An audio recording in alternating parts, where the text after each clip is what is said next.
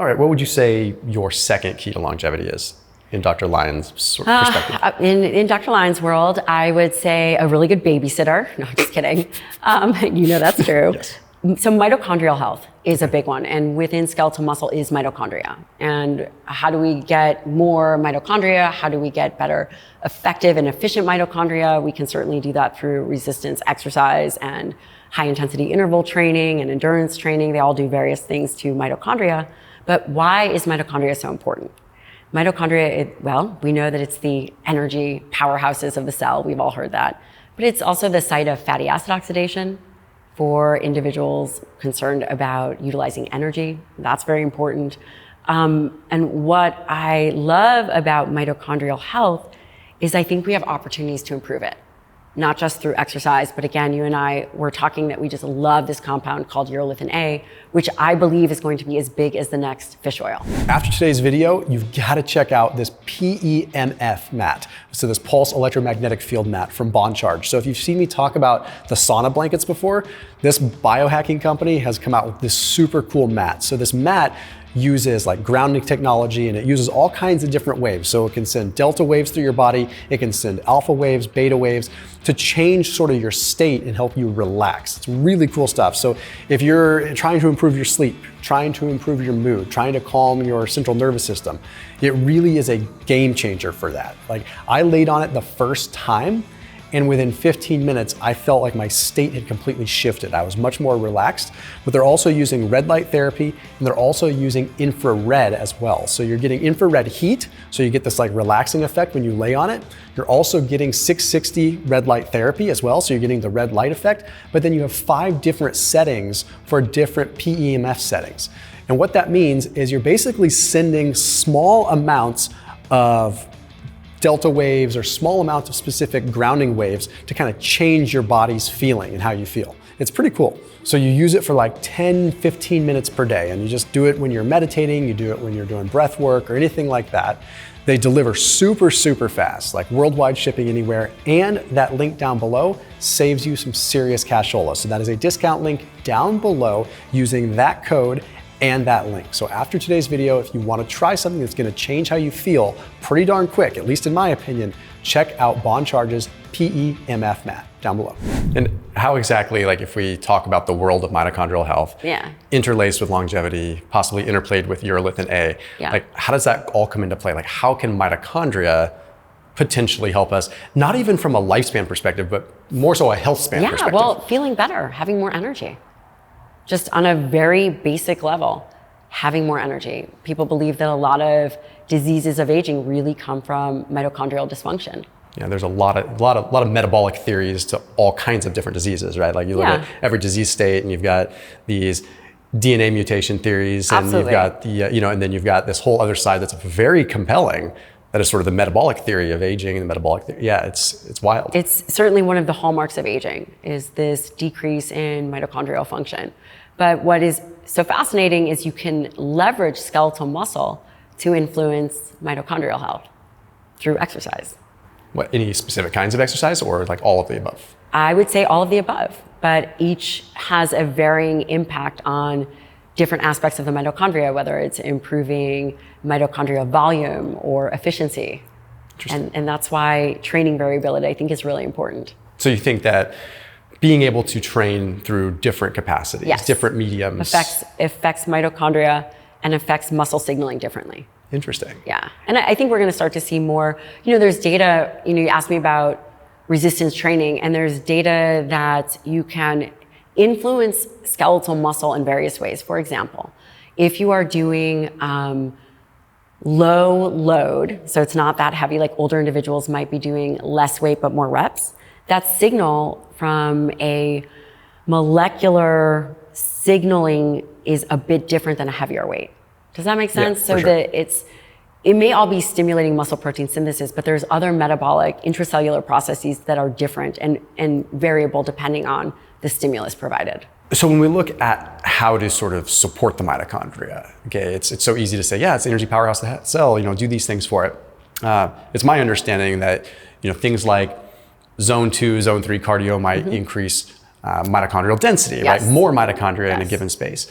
But there's other aspects. There's things that happen to mitochondria that people don't realize, like that mitochondria has its own DNA, right? And it goes through its own form of autophagy called mitophagy. And there's these other aspects outside of just, okay, do your endurance work to get more mitochondrial density. Can you elaborate a little bit more maybe on mitophagy and like urolithin A? Yeah, I would love to. When we think about how we examine our overall health and the things that we can do, that can be challenging, right? Because we want to know that what we are putting in our body is giving us a result, right? Yes. Some of us like to eat pomegranate or walnut, and we think that just because something has a phytonutrient or, again, something within a food matrix, that we are actually getting those things. But that doesn't always happen. And urolithin A is a postbiotic. It comes from an ellagitannin, this group of compounds called ellagitannins, which are found in pomegranate or walnut, typically these plant sources. And 30 to 40% of individuals do not have the gut microbiome to generate urolithin A. I don't know, have you ever taken a test? No, I haven't taken the test, but I'm aware that, that's very small. So there's a small population that can do it. I haven't taken the test either, but urolithin A is a compound that has a lot of good data, randomized controlled trials in older adults, and we're seeing it in athletes to improve this concept of mitophagy, which is the regeneration and cleaning out of these old mitochondrial cells, which you have to do. You have to rebuild and repair so that things, are much more effective and efficient. One of the things that happens with aging is our ability to turn over mitochondria declines. And so a way to support it is through urolithin A. And I am very hard pressed to be impressed with data. I am very impressed with the urolithin A data.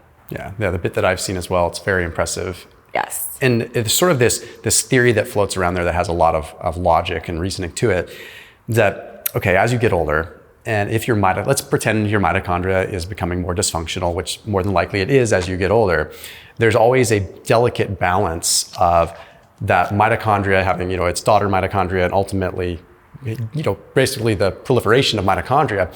But from a DNA standpoint, since mitochondria has its own DNA, if you have dysfunctional mitochondria, it's like a dysfunctional family having dysfunctional children, right?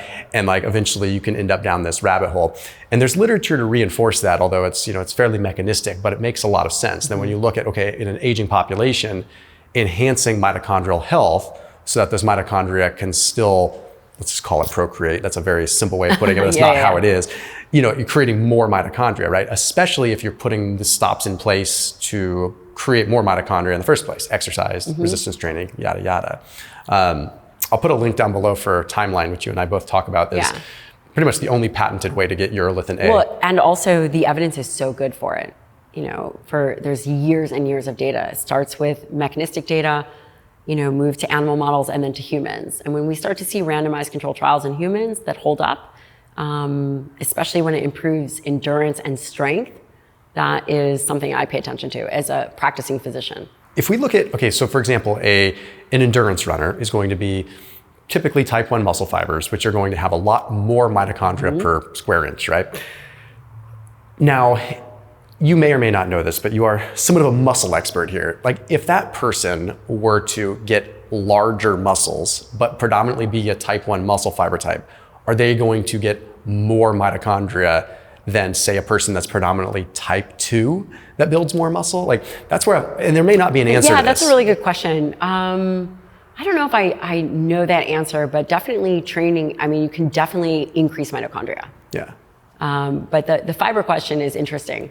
Yeah, and I think that it's also, it's not binary. There's type 1, type 2A, type 2X. It's kind of, they're transition fibers, so. And now we have potential hyperplasia where we can actually, which even 10 years ago in the bodybuilding world, I was like, that just didn't exist. That was untouchable. Like hyperplasia was like, hyperplasia, FYI, is, building new fibers versus just growing existing. And like that was like unattainable. It was just like, no, you were born, unless you have a myostatin deficiency, like you are born with what you're born with, and that's going to be it. But now we're seeing even in certain literature that hyperplasia may actually be a real thing. Which again, purely theoretical, but it almost seems as though, okay, that could be the potential for specific muscle fiber But types. I also think that you do bring up a point. As we age, muscle fiber changes. and they lose a lot of those bulky fibers. As individuals get older, potentially get older and are untrained, they lose those bigger, bulkier muscle fibers, and they transition to more of a type 1 fiber. And we often see individuals get skinnier and more sarcopenic, and that's a natural transition if an individual is not training. Interesting. And with that loss of skeletal muscle does come a loss of mitochondria. Interesting. And it's just fascinating and probably preventable. Well, it's preventable in the sense that I don't know if people realize, like, once you put the mass on, it does not take much to keep it. That's right. Like, stimulus is what I think Don Layman had said. It's like 75% of the equation, right? Yes. Is this the stimulus? Yes, but how many people work out? Unfortunately, not a lot. 50% of Americans. That's actually more than I thought. 24% of Americans are meeting their recommended exercise requirements, which are abysmal. So 50% of people are working exercising. out, but only 24% are meeting. Correct. So then what are the other 26% doing when they work out? Texting? I have no idea. But isn't that fascinating? So this is why I talk about protein so much. Yeah. What do 100% of people do? Eat. They eat. Yeah. We have to get that right. Even if exercise is a much more potent stimulus to everything, 100% of people eat. We have to get that right, especially for an aging population. That's such a good point, because it is, and it's something we're exposed to all the time, right? That's like right. We're always, That's right. like we're not all, well, we are, if you want to get literal, but we're not always exposed to artificial exercise, a gym or whatever. And it's a much tougher barrier for people to cross to understand the importance of exercise, because they may have. And we have proof of that. And that is, if you were to ask me which is a bigger stimulus, yes, the stimulus is training. The homeostatic mechanisms, the impetus and the input of what happens and the dynamics in the body, skeletal muscle is this endocrine organ that secretes myokines. There is just an array of things that happen. But again, if 50% of people aren't even doing that, that's not the place to start.